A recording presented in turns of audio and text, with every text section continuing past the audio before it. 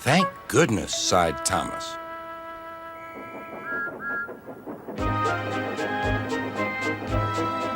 Thomas knows every part of his branch line. Just ahead was a stretch where the hot sun had bent the rails on the track.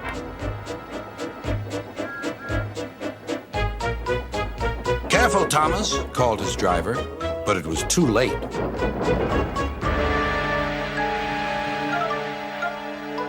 "That's done it," said his driver. "We shan't get any further today." "But what about my passengers?" asked Thomas. "Don't worry, they'll be looked after," replied his driver. Percy didn't know that earlier a leaky truck had spilled oil on the track.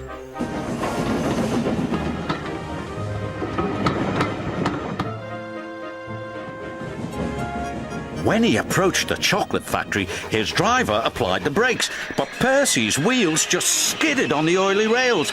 "Oh no!" hooted Percy.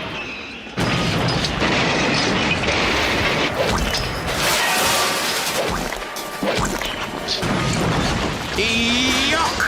he groaned. "I've never been this dirty." He was covered from funnel to firebox in sticky, gooey chocolate. "Wait, James, wait," said the driver, but James wouldn't wait. He was too busy thinking what he would say to Toby when they next met.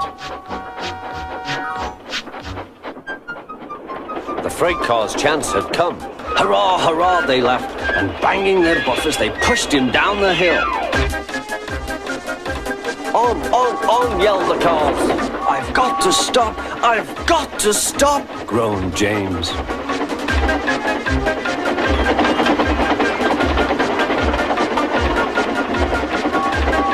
Through the station they thundered. Disaster lay ahead.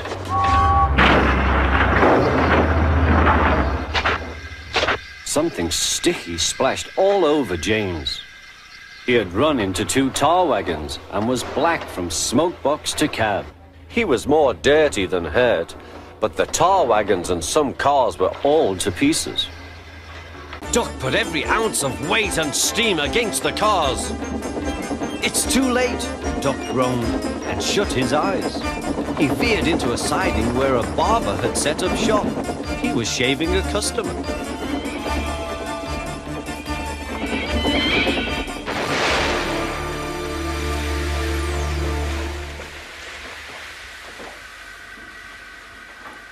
"Silly stick in the mud," he chuckled.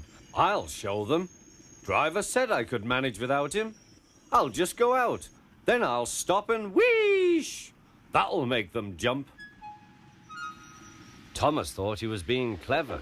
Really, he was only moving because a careless cleaner had meddled with his controls. He soon found his mistake. He tried to wheesh, but he couldn't. He tried to stop, but he couldn't. He just kept rolling along. He didn't dare look at what was coming next. There was the station master's house. The station master was about to have breakfast. "Horrors!" cried Thomas, and shut his eyes. The house rocked. Broken glass tinkled. Plaster was everywhere. Thomas had collected a bush on his travels. He peered into the room through its leaves. He couldn't speak. The points before the signal box were switched to an old track. They were going the wrong way. Oliver's fireman was concerned. "We need to find a water tower soon." Instead, they saw an old station. Disaster lay ahead.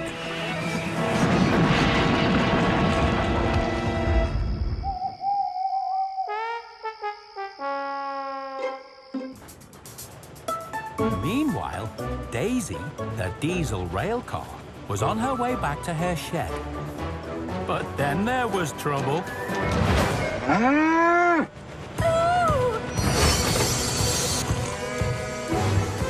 Oh no! Look out!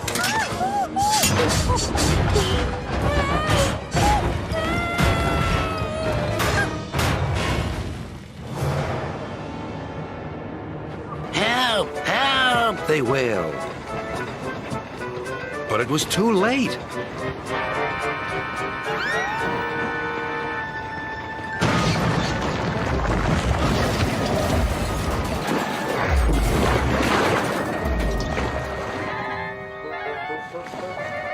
Oh, cried Bulstrode. I'm sinking. Serves you right, giggled the cars. You were always barging in and moaning. When Gordon returned from the works a few days later, he was still boasting. I am the finest engine on the island of Sodor. Probably the finest in the world. Come on, Gordon. We're going to the official opening of the new station.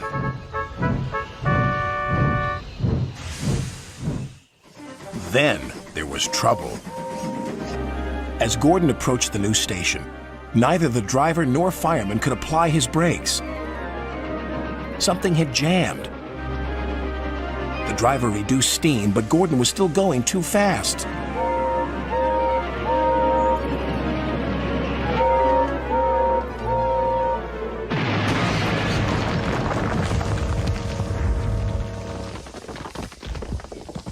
Help me, please.